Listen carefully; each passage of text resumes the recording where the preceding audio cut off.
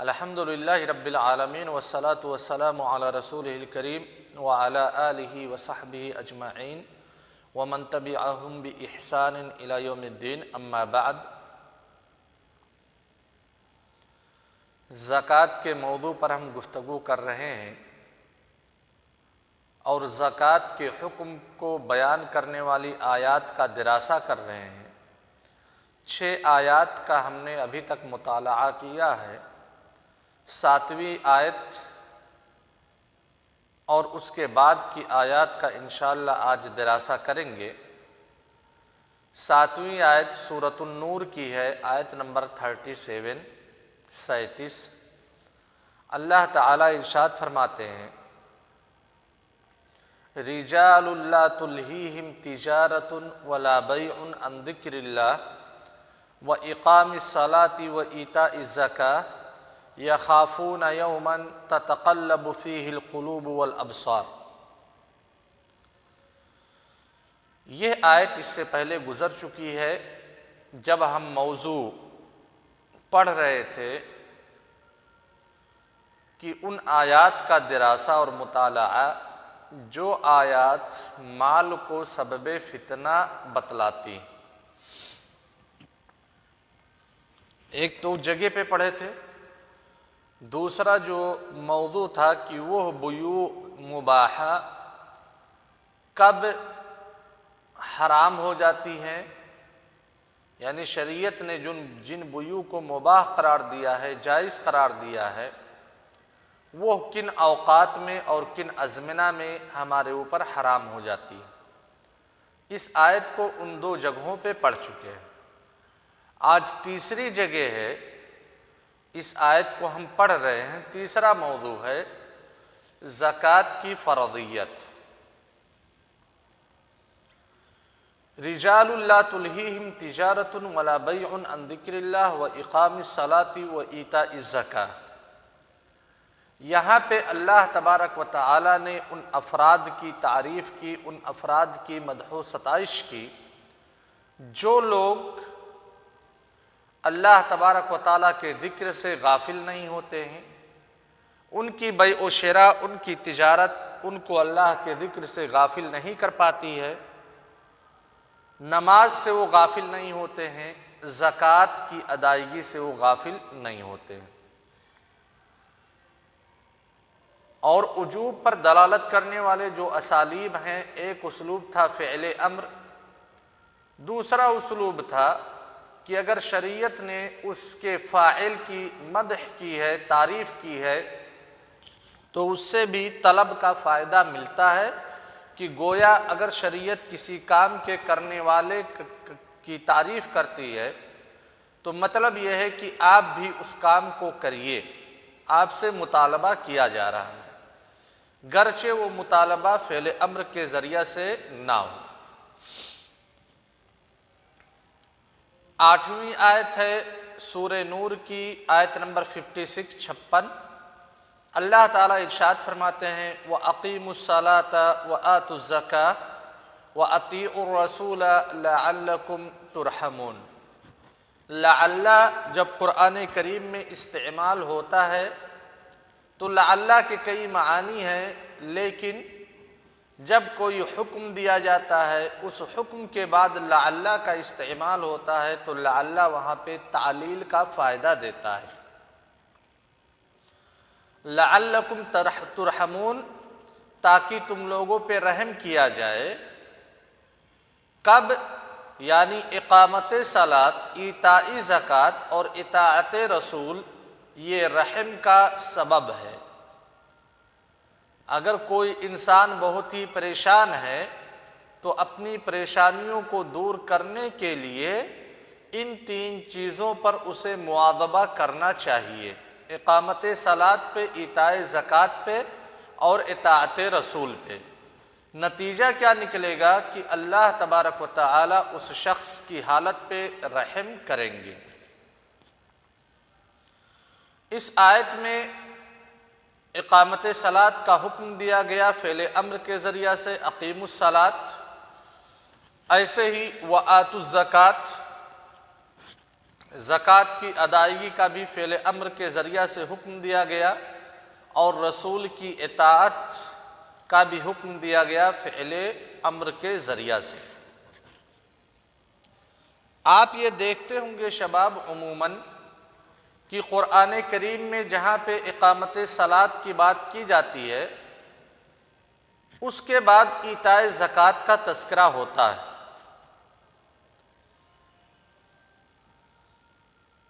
یا جہاں پہ ایتاء زکوٰۃ کا تذکرہ ہے اس سے پہلے عموماً اقامت صلاۃ کا ذکر ہے۔ اگر غور کریں اقامت صلاۃ اور ایتاء زکوٰۃ میں تلازم کیا ہے تو یہ حکمت سمجھ میں آتی ہے کہ اقامت صلاۃ در حقیقت ایک انسان کا اپنے رب سے تعلق استوار کرنے کا فائدہ دیتی ہے، یعنی آپ اپنا اور اپنے رب کے ساتھ جو آپ کے تعلقات ہیں اقامت صلاۃ سے ان تعلقات میں مضبوطی آتی ہے۔ گویا کہ اقامت صلاۃ کا معاملہ انسان اور اس کے رب سے ہے۔ انسانی سوسائٹی کا، انسانی معاشرے کا اقامت صلاۃ سے بہت زیادہ فائدہ نہیں ہے۔ انسان کا اپنا تو فائدہ ہے، لیکن انسانی سوسائٹی کا جس معاشرے میں رہتا ہے اگر صرف وہ اپنا نماز پڑھ کر کے چلا ہے تو سوسائٹی کا کوئی فائدہ اس میں بظاہر نظر نہیں آ رہا ہے۔ لیکن ایتاء زکوٰۃ اپنا تو فائدہ ہے ہی، ساتھ ہی ساتھ پوری سوسائٹی کا اس میں فائدہ نظر آ رہا ہے۔ تو گویا زکوٰۃ کی ادائیگی کا تعلق انسانی معاشرے سے ہے اور نماز کی ادائیگی کا تعلق اللہ تبارک و تعالیٰ کی ذات سے ہے۔ تو اگر یہ دونوں چیزیں مضبوط ہو گئیں، ایک ہمارا تعلق اللہ تبارک و تعالیٰ کی ذات سے اور دوسرا ہمارا تعلق ہماری سوسائٹی سے، اور ہماری سوسائٹی ترقی کے راہ پر گامزن ہو گئی نماز کی ادائیگی کرتے ہوئے، تو یقیناً دنیا میں کوئی طاقت ہمارے سامنے کھڑی نہیں ہو سکتی۔ اسی لیے اسی حکمت کے تحت واللہ عالم بالصواب جہاں پہ زکوٰۃ دینے کا حکم دیا ہے اللہ تبارک و تعالیٰ نے، اس سے پہلے اقامت صلاۃ کا تذکرہ کیا ہے۔ یہاں پہ واضح کر دینا چاہتا ہوں کہ یہ علت نہیں ہے، یہ حکمت ہے، اور یہ حکمت منصوصہ بھی نہیں ہے، حکمت مستنبطہ ہے۔ ہو سکتا ہے یہ حکمت جو استنباط کی گئی علماء کی طرف سے، ہمارے مفسرین کی طرف سے، وہ حکمت غلط ہو کسی نہ کسی ناحیے سے، اس سے انکار نہیں کیا جا سکتا۔ سورۃ النمل کے اندر اللہ تبارک و تعالیٰ نے آیت نمبر 3 کے اندر ارشاد فرمایا الذین یقیمون الصلاۃ ویؤتون الزکاۃ وہم بالآخرۃ ہم یوقنون، ان لوگوں کی مدح و ثنا کی جو لوگ نماز کو قائم کرتے ہیں اور زکوٰۃ کو ادا کرتے ہیں، وہم بالآخرۃ ہم یوقنون، اس کے بعد بتلایا کہ یہی لوگ در حقیقت آخرت پر یقین رکھنے والے ہیں، جو نماز کی ادائیگی کرتے ہیں اور زکوٰۃ کی ادائیگی کرتے ہیں۔ آخرت پر یقین لانا اور آخرت پہ ایمان لانا ہی انسانوں کو تمام طرح کے اعمال خیر پر ابھارتا ہے۔ اگر آخرت پہ انسان کا یقین نہ ہو تو اعمال خیر اس وقت وہ کرے گا جب لوگوں کی طرف سے مدح و ستائش کے ملنے کا موقع ہوگا۔ اگر کوئی اس آدمی کو نہیں دیکھ رہا ہے تو پھر وہ آدمی تنہا خیر کا کام نہیں کرے گا، کیونکہ اس خیر کے کام میں اس سے کوئی فائدہ نہیں مل رہا۔ جب وہ یہ سمجھتا ہے کہ یہ خیر کا کام دنیا میں اس کا ہمیں فائدہ ملنا چاہیے، تو ظاہر سی بات ہے دنیا والے دیکھیں گے تبھی اس کام کو کرے گا۔ لیکن جو شخص آخرت پہ یقین رکھتا ہے، دنیا والے دیکھیں یا نہ دیکھیں، دنیا والے تعریف کریں یا نہ کریں، اس انسان کا مطمع نظر اللہ تبارک و تعالی کی رضا کا حصول ہوتا ہے، کیونکہ آخرت کو یقین رکھتا ہے، اسے معلوم ہے جو ہم کام اس دنیا میں کر رہے ہیں کوئی نہیں دیکھ رہا ہے، یہ خیر کا کام ہے، اس کا بدلہ اللہ تبارک و تعالی ہمیں ضرور دیں گے۔ اور آخرت پہ ایمان ہی انسانوں کو برائیوں سے بچانے میں اہم کردار ادا کرتی ہے۔ جب انسان کا آخرت پہ ایمان ہوتا ہے تو وہ چوری نہیں کرتا، راستہ اس کے لیے صاف ہے چوری کا، لیکن چوری نہیں کرتا، کیونکہ اسے یقین ہے کہ اگر میں نے چوری کر لی تو اللہ تعالیٰ اس کے لیے ہمیں سزا سے دوچار کریں گے۔ دنیا میں کوئی نہیں دیکھ رہا ہے، چوری ہم آسانی سے کر سکتے ہیں، لیکن اللہ تبارک و تعالیٰ کی ذات ہم سے باخبر۔ اللہ تبارک و تعالیٰ اس جرم کی سزا ہمیں دے گا۔ کوئی بھی غلطی کرنے جاتا ہے، اور اسی لیے اللہ کے رسول صلی اللہ علیہ وسلم نے اپنی امتیوں کو، ہم کو اور آپ کو، تمام لوگوں کو ابھارا تھا کہ گناہوں سے اگر بچنا ہے، نفس کے بہکاوے میں اگر نہ آنا ہے اور گناہوں سے بچنا چاہتے ہو تو قبر کی زیارت کیا کرو، قبر کی زیارت کیا کرو۔ اس کی علت اور سبب آپ نے بتلائی، فَإِنَّهَا تُذَكِّرُكُمْ الْآخِرَةَ۔ اگر قبر کی زیارت کرو گے تو قبر کی زیارت سے تمہیں تمہاری آخرت یاد آ جائے گی، یعنی تمہیں یہ یقین ہو جائے گا کہ ایک دن ایسا آئے گا کہ میں بھی اس مٹی کے نیچے مدفون ہوں گا، میں بھی مر جاؤں گا، اور مرنے کے بعد اللہ تبارک و تعالیٰ میرا محاسبہ کرے گا۔ تو جب تمہیں موت یاد رہے گی، جب تمہیں آخرت یاد رہے گی، تمہارے ذہن میں آخرت نقش رہے گا، تو تم برائیوں سے اجتناب کرو گے، چاہے وہ علی الاعلان برائیاں ہوں یا پھر چھپے طور پہ جو برائیاں تنہا آپ کرتے ہو۔ 10ویں نمبر آیت ہے سورہ فصلت کی، اس میں بھی اللہ تبارک و تعالی نے ارشاد فرمایا الذین لا یؤتون الزکاۃ وہم بالآخرۃ ہم کافرون۔ یہ پہلی آیت کے بالکل اپوزٹ ہے کہ زکوٰۃ کی ادائیگی آخرت پہ ایمان کا ثمرہ ہے، اور زکوٰۃ کی ادائیگی نہ کرنا آخرت کے عدم تسلیم کا ثمرہ ہے۔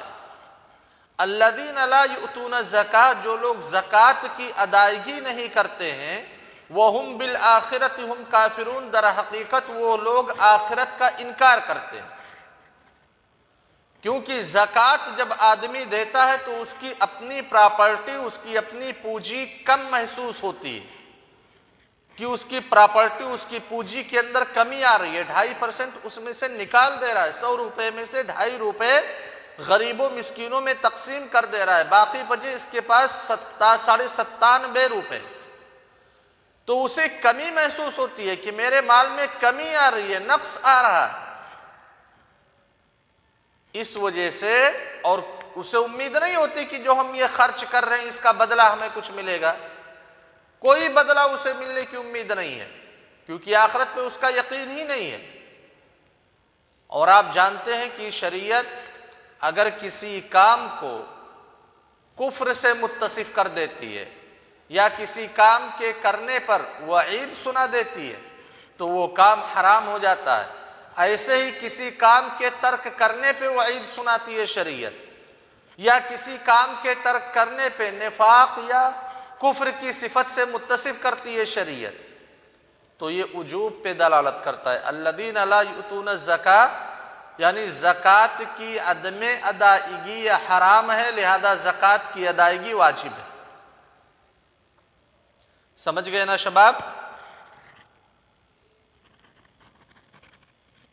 اور یہ زکوٰۃ کی ادائیگی ہر انسان اپنے گھر سے شروع کرے، مکمل اس کا حساب ہونا چاہیے کہ کتنی پراپرٹی ہمارے پاس ہوئی، کون سی چیز کو ہم بطور بزنس استعمال کر رہے ہیں، کون سی چیز کو ہم بطور غذا استعمال کر رہے ہیں، کون سی چیز کو ہم بطور زیور استعمال کر رہے ہیں۔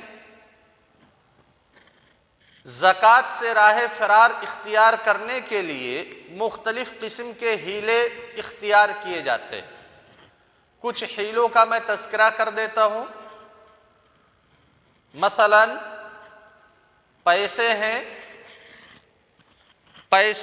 پیسے کو اگر ہم رکھیں گے 1 سال سے زائد تو 2.5% ہمیں زکوٰۃ نکالنا پڑے گا۔ لہذا کیا کرتے ہیں، پیسے سے زمین خرید لی،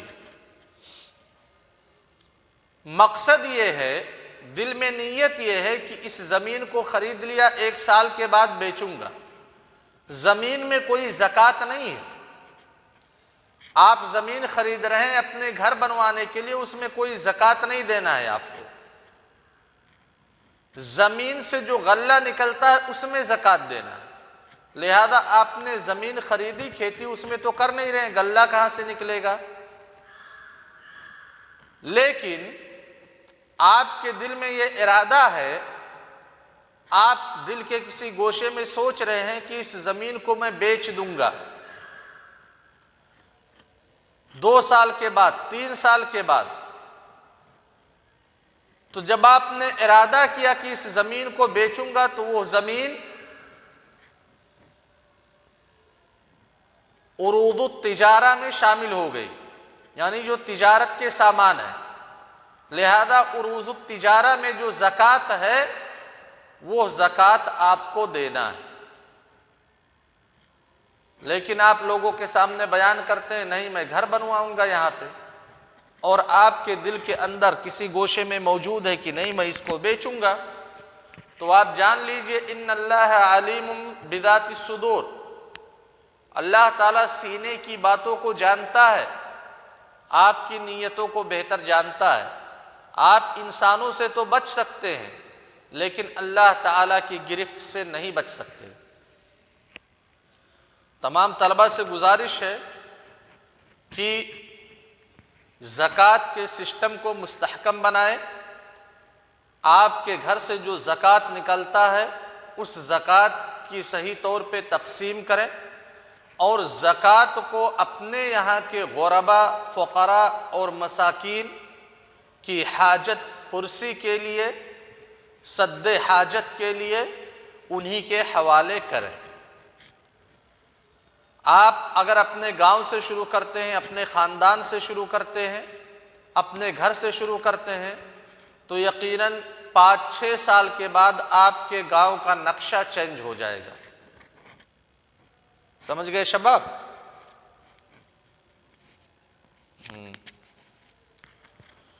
سورۃ الذاریات آیت نمبر 19 میں اللہ تبارک و تعالیٰ ارشاد فرماتے ہیں، زکوٰۃ کی فرضیت کے حوالے سے گفتگو کرتے ہوئے، وَفِي أَمْوَالِهِمْ حَقٌّ لِلسَّائِلِ وَالْمَحْرُومِ، مومنین کے اموال میں حق ہے، حق واجب۔ حق کن لوگوں کا ہے؟ سائل کا، جو لوگ مانگتے ہیں، والمحروم، اور جو بے عزتی کے خوف سے مانگتا نہیں ہے لہذا لوگ اسے نہیں دیتے، نہ مانگنے کی وجہ سے پس وہ محروم ہو جاتا ہے اپنے حق سے۔ تو جو ہماری پراپرٹی ہے، جو ہماری ملکیت ہے، اس ملکیت میں سائل اور محروم کا، جو مانگتے ہیں جو نہیں مانگتے ہیں، حالانکہ ان کو ضرورت ہوتی ہے، ان لوگوں کا حق ہماری پراپرٹی میں ہے۔ یہ بہت ہی گمبھیر بات ہے شیخ خالد صاحب، یہ بہت ہی گمبھیر بات ہے۔ گمبھیر کیسے ہے ذرا اس کی وضاحت کر دیتا ہوں، اور ہو سکے تو یہ جو وضاحت کی جا رہی ہے اتنی ہی ویڈیو کو کاٹ کر کے آپ گروپس میں شیئر کر سکتے ہیں۔ ہم میں سے کوئی انسان یہ پسند کرے گا کہ سڑک کے کنارے ایک آدمی بھیک مانگ رہا ہے،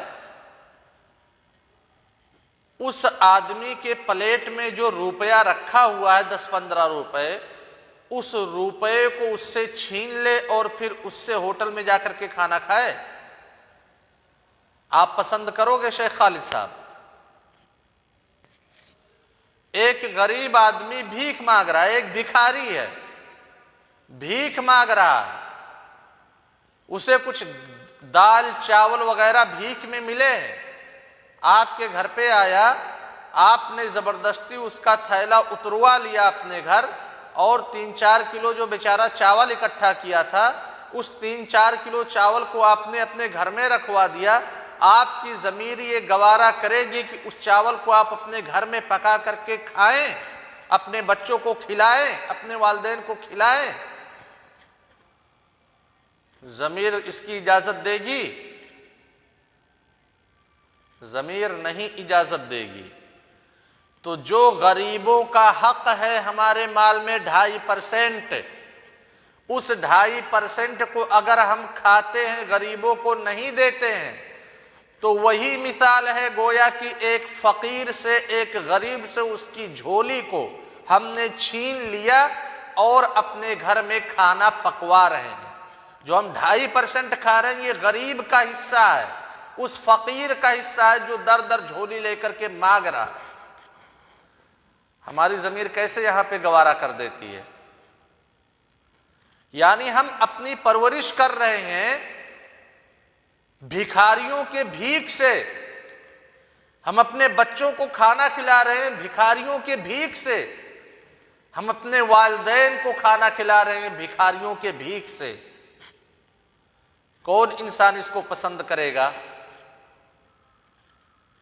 کوئی پسند نہیں کرے گا۔ تو یہ حقیقت ہے، ہم اپنے گھر کا خرچ، ہم اپنے گھر میں کھانے پینے کی چیزیں کون سا استعمال کر رہے ہیں؟ وہ ہماری چیزیں ہیں، ہماری چیزیں نہیں ہیں۔ بھکاریوں کے حق کو ہم نے چھین لیا ہے، جس کو ہم بطور غذا استعمال کر رہے ہیں، بطور خوراک استعمال کر رہے ہیں۔ اور بھکاریوں کے پیسے کی کمائی ہے کہ ہم بائک سے چلتے ہیں، ہم 4 ویلر میں چل رہے ہیں۔